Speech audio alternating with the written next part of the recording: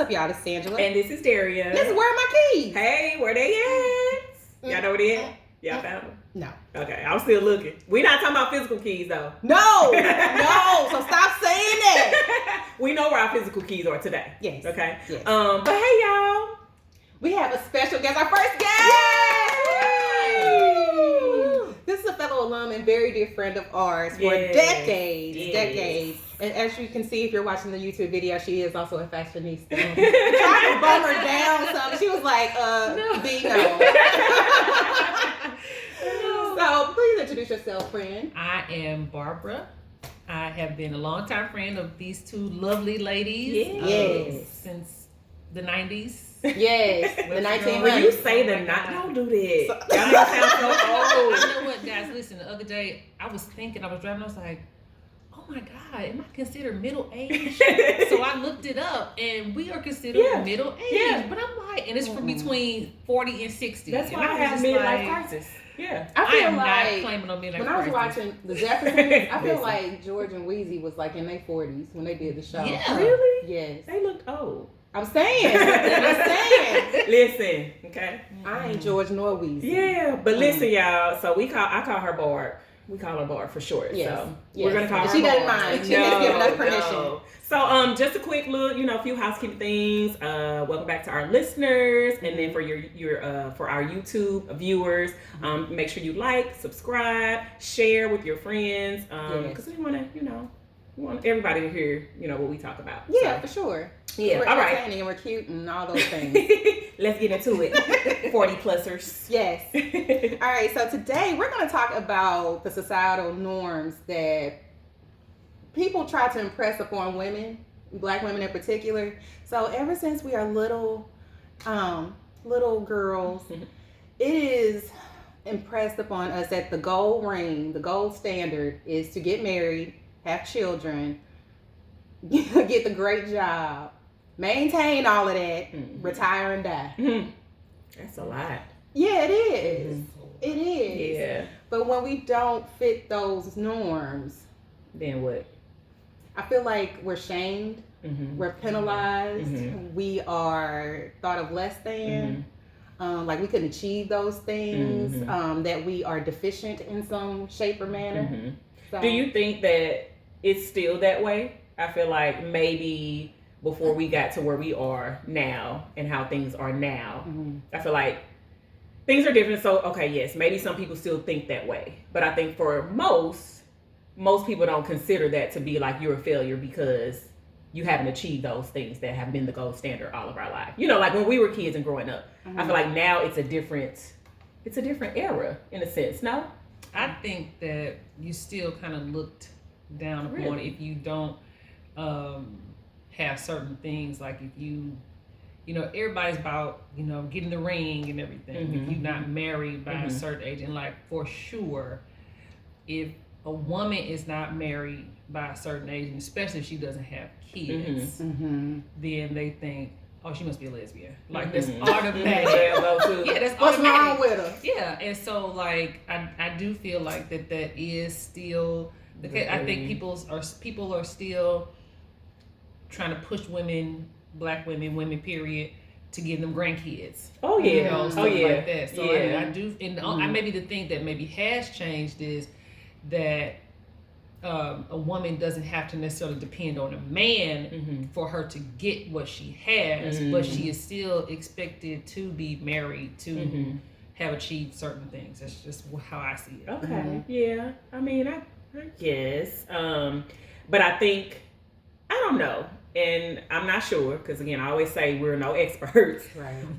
But just kind of outside looking in sometimes, like, I feel like women now are more empowered in a sense. So like they'll speak about that or they'll talk about that, and they're more open to say like Tracy Ellis Ross, for example, like not married. Love her. She don't want to be married. I think that's what she said, or she doesn't want kids or things like that. And I feel like now people are able to be more vocal about that, maybe in a sense, and feeling more comfortable, because you're right. Like, it's normally frowned upon, but like most people like now, like I don't care. But then there are some people that do take that and internalize it, and then what? You know what I mean? And then there's also, like you said, the Tracy Ellis Rosses, but And I think she's a great example, but I do feel like that there are people who still she vocalizes how she feels, what she wants, what she doesn't want, but you still have those people who thinking, you know, or she should have, or she, you know, there are still, so in the back of some people's mind, even though she doesn't care, but somebody else over here is like,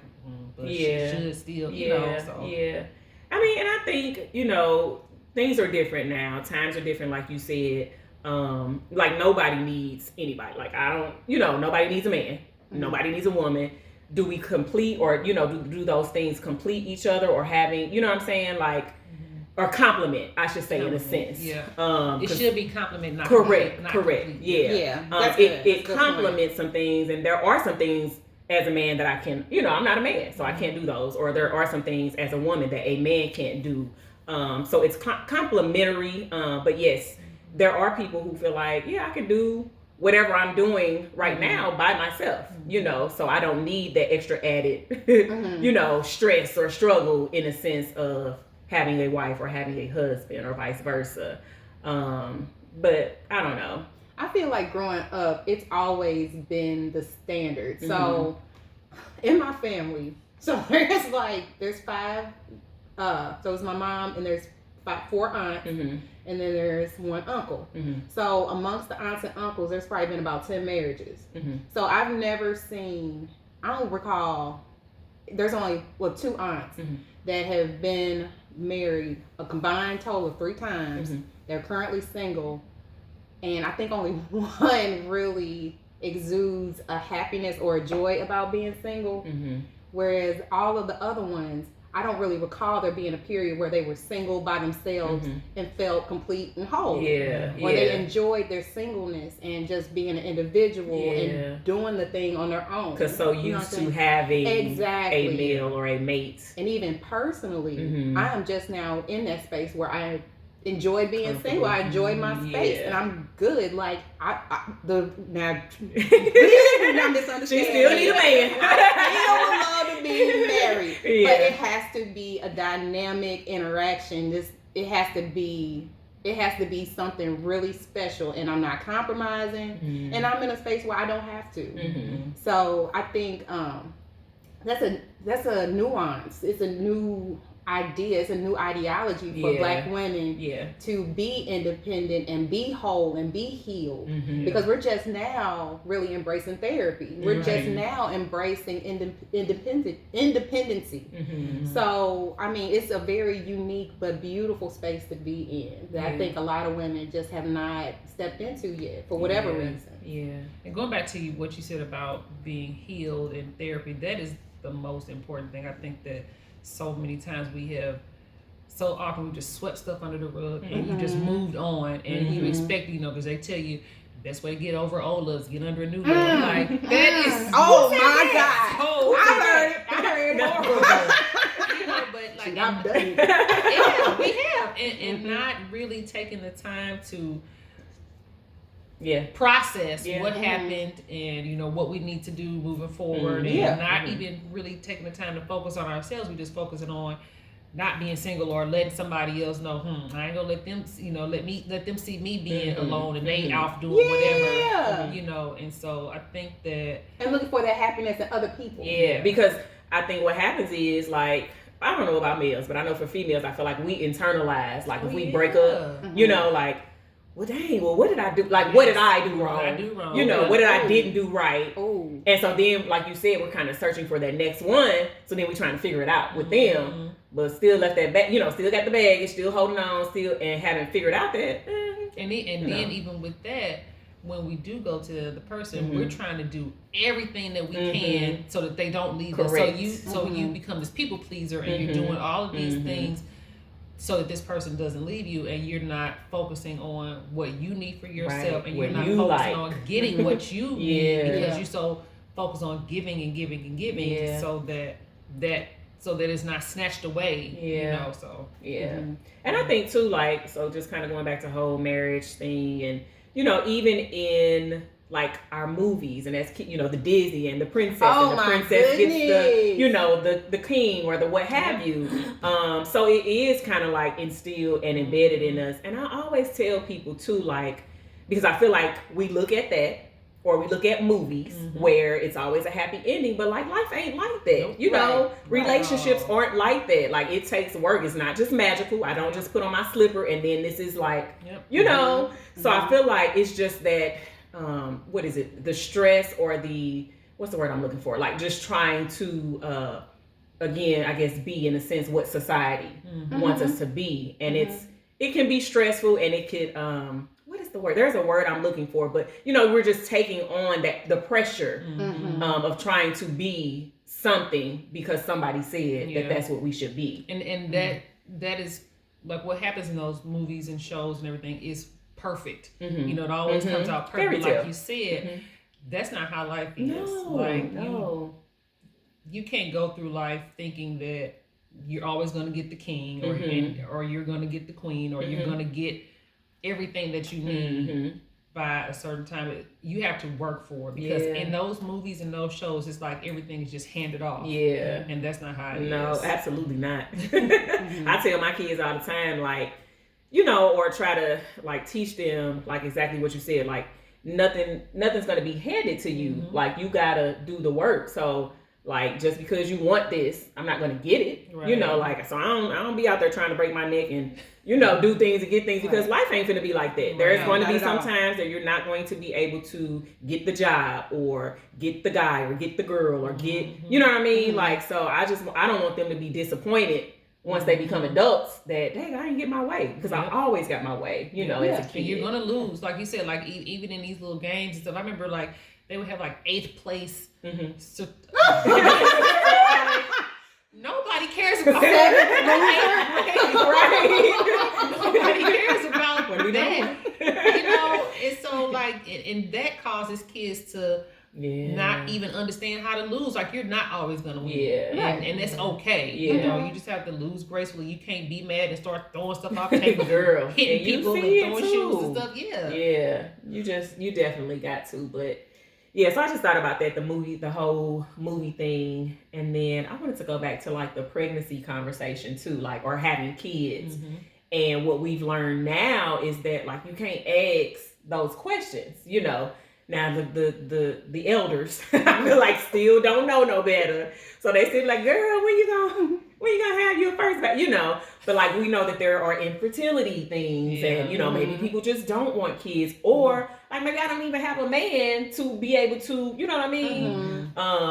But I think that's a pressure as well in itself. And you shouldn't really have to explain yourself to anybody. But then you feel the need to like, you know, grandma, you know, whatever. You got to be nice, you know, because it's your grandma. You want to be disrespectful. No, bump that. I feel like we're in a space You now. going off on your grandma. And you know, in a ginger way. No.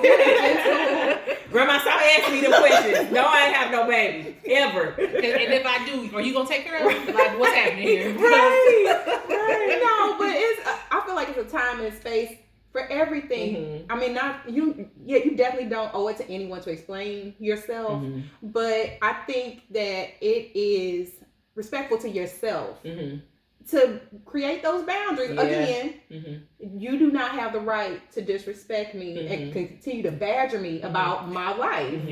Well, you got to tell her first that she has been badgering you. You can't just go I in. have no problem. So let me open with that statement. You're badgering me. Start there. Be like, grandma, you badgering me and I don't like it. Who are you talking to? I told you. Nobody, ma'am. I already told you. No, ma'am. First of all, what is badgering? Using them big words all the time. I went to college. I thought there was some kind of little animal or something. Oh my gosh, girl, but yeah, I think it's very important. We really don't owe anybody explanations, but part of this podcast is so that we can create a dialogue so that we are more comfortable with these conversations and that people know what we are obligated to share and what we are not obligated to share. Yeah. So I think social media, I always go back to social media because I think that has magnified things, you know, 1,000 times because if we do see something like, you know, somebody's this and somebody's that, and then you feel like there's an expectation too, like, or you start beating yourself up maybe too, like, why not saying everybody is like that, but I think some people do go through that. Like, well, where is my Prince Charming? Or I remember when right before I turned 40, I just had like this like meltdown because I'm like, oh my God, like I'm not married, I don't have kids, I don't own a home, like, and like I was just thinking about all these things that I didn't have because I'm thinking about like, back in the day, you graduate high school, you go to college, you get married, get a job, white picket fence, all this kind of stuff. And I had none of that. And it was just like, oh my God, like, am I a failure and all this kind of stuff. But then I started thinking about like all the things that I do have. Like I have a job, I have a career. I can take care of myself. I keep my roof over my head. My car's paid off, And then I think about too, with kids, like, when I've eaten, my whole family is eating. If I don't feel like cooking, that's one of the things I love about you. Like, as long as I've known you, you have always been a caregiver. You have always been, you've already have gone above and beyond for others. So you've always had that maternal and nurturing nature about you. Your heart has always been very big. I appreciate that. Because I like helping people, like I just don't like seeing people in need. Like, even now I keep fruit in my car to give out to homeless people. That's a bad idea. That's all about homeless people. One man did tell me apples weren't good for you, so he didn't want to. Oh, I got an orange. Vitamin C. So I do like helping people. Yeah. And, and so that was something else too with me turning 40. I do for others. So even though I don't have all this American dreamish type of stuff, I still have myself. I have morals. I have values. I love to help people. Like I said, I don't want to see anybody down, and I'll do what I can, to help and lift people up, because I think that's what's important. Now, was that a quick epiphany for you? Because you said right before you turned 40, you felt that way. Do you feel like it took you a few months to feel like, no, I'm at peace, I got this, and that? Or did it take you like a year or two? Like, no, it didn't take that long. It took me maybe like a week. It was like leading it was just like leading up to it, birthday, and I was just like, oh my God, like I'm gonna turn 40. And then thinking about, like I said, all those things, but then I said, wait a minute. Thinking about the things I do, like I'm in good health, and things like that. Thinking about the positives, the things that a lot of times are not really talked about or focused on, because we're focusing on the material, the external as opposed to the internal. So that's good. I always like to think about, like, once we die, what are people going to say about us? Yes. You know what I'm saying? What stories are they going to have to tell about us? And so, there are people who got a bushel of children, but they got terrible things to say about them. They didn't take care of them. They kids will say that too. They were out, like you said, weren't taking care of them. They was out focusing on themselves, and the kids left to fend for themselves. So, I mean, we see it all the time. So I believe to build legacy, it doesn't take lineage or offspring to create legacy. I think the stories that we create, the memories that we create, is what is legacy. And that was hard for me too. But that was some years ago though. Thinking about that, like not having kids, and thinking like, oh my God, what kind of legacy am I going to leave? Because I don't have anybody that's going to take it on. You know, so that was a while ago. But so I had already thought about that part. But it was just the other stuff. Jesus, trying to get there. Now I want to, so another, to me, societal norm is the white picket fence, owning a home. Like, and so many people are in that mindset of, if I don't own a home, like I haven't achieved, like I'm one of those people, so I do go through that because I feel like, again, we in our 40s, and that's something that, like, I've never been a homeowner. That is a goal of mine. Same. But I feel like that's something that kind of weighs heavy for me. Like, hey, but again, to me, like, just, I didn't know any better, like, growing up. And I didn't have somebody like that was financially sound to be able to say, these are the steps that you need to take to put yourself into a position to, but like that's something that I think about. But home ownership does not have to be the goal. Like, you don't have to own a home. There are some people who don't want to because of all the maintenance. You got to take care of the A, B, C, and D or whatever. But in my mind, like, before I die, I want to own a home. Like, you know what I mean? But I go back and forth with my husband about that. Like, man, you know what? let's just stay doing this and, you know, renting or whatever, and then like just invest. Like I'll be a renter and then invest and then have properties or whatever. Like, you know, so I kind of go back and forth, but I feel like owning a home is definitely a societal, like, you should have one by a certain time. And I agree. Like, so back to what you said, that is my goal to is to be a homeowner. But right now, I'm not like stressing myself out about owning a home. But back to your other point about not having that role model. Like, nobody in my family owned a home. Right. Like my aunt, she owned a home. I think I was probably out of college when she got her home, but I wasn't taught that. I didn't see that. I didn't see. I mean, honestly, I didn't see real healthy relationships growing up. You know, so how can you become something that you have no experience with, you not seen it, so nobody has told you about it. There's no blueprint about it at all. You know, so again, and as we get older, we learn more and things like that.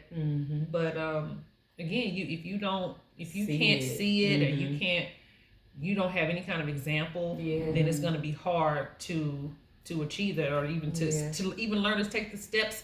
What processes that takes. That's true. So my mom, I feel like she bought her first home. I think we were in high school. It had to be, or was it college? I feel like it was late in life. But then not even realizing the fact that she got her first house late in life, and there was nothing. I don't feel like I felt anyway, like, oh, my mom ain't got a house. But like, so why am I so hard on myself that, you know what I'm saying? That was my example, you know, and we lived in apartments and we rented homes and, you know, so, I mean, I don't feel like I was like, oh, my mama does not have a house. You know what I mean? I didn't even know to think that. You right, know that's what I'm saying. So I definitely didn't think that we're down on her, nothing like that. But, you know, when me and Andrew were talking, I had talked about like one of our classmates who they had all that. They had the 2-parent family, which I didn't have that. So they had a 2-parent family. The kids were all happy, you know, that they would invite us over to their houses, like groups of us and you know, the class and stuff like that. And you'd be like, man, this is so nice. You know? I'm gonna do that when I grow up. But we didn't have that, you know, and it's not like I went home like, I'm just living this shithole life. Right. You know, but you knew, you were aware that there was a difference. Yeah, and there was a difference. And like I said, it's not that I ever like thought any less of my mom or anything like that, but just seeing that's the complexity of being a Black woman, is that our white counterparts can come in without the baggage, without the trauma, without even having to stress about stuff like that. They have 2 parents, so they can share the load. It's a 2-income household, so there's always ample. There's always more than enough. There's always somebody that got your back. Well, I can't pick up the kids. Can you pick them up? There's always that relief there. Yep. But when it comes to us, it's not a little bit harder. Yeah. I totally agree. Like I said, I was involved in the custody battle back then. So like it was like not.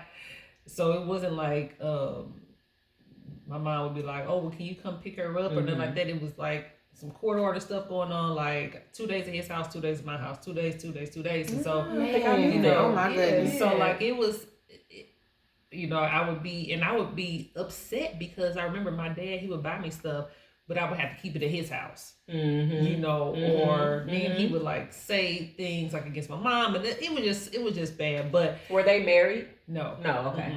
And so it was just like I said, just not having that example, not knowing how to really navigate through certain things, and so again, it is hard because you don't have that example to go by. I imagine that's a turnoff for if you experienced that as a kid.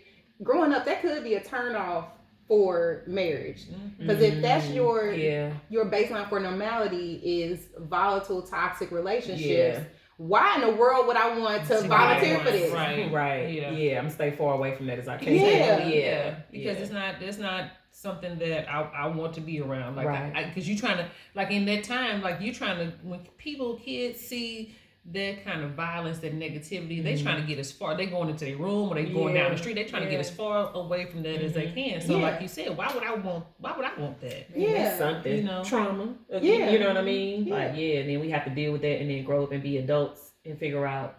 And then by grace, Mm-hmm. you might discover therapy. Right. You might get the right therapist. Yeah. You might be open enough to heal. Yeah. But before, you know what I'm saying? Like, I always go back to, like, I think we're in that generation where therapy wasn't discussed. Mm-hmm. You know, nobody talked about, Correct. you know. So our kids, you know, or this generation is being able to get the fruit of that, you know, because now people are more vocal and more open about it. Yeah.